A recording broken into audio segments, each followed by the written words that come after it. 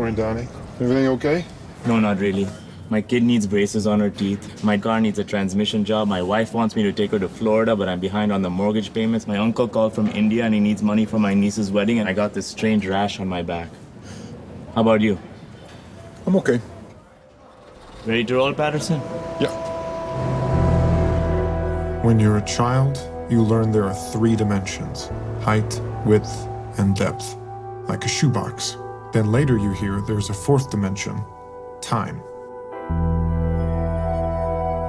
Your poetry is really good, and someday you might let the world read it. Look me in the eye. You are a great poet.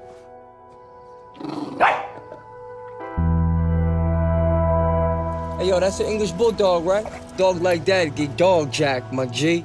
Well, it gives me something to look forward to then, I guess. Ooh.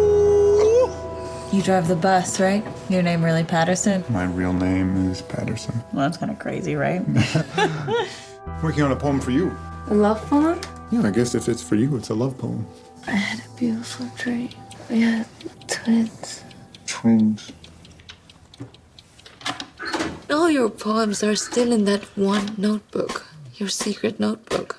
I go through trillions of molecules that move aside to make way for me, while on both sides, trillions more stay where they are. This is Paterson, bus 23. I have a situation. Damn thing could have exploded into a fireball.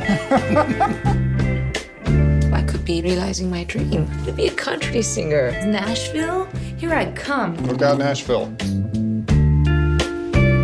you think there are any other anarchists in Paterson? You mean besides us? Not likely. Without love, what reason is there for anything? He's not going to do anything crazy. Everything he does is crazy. Nobody move! Başta in Paterson. Aha. Aha, what? This is very poetic. Get my ass kicked today. Who are you playing? Myself.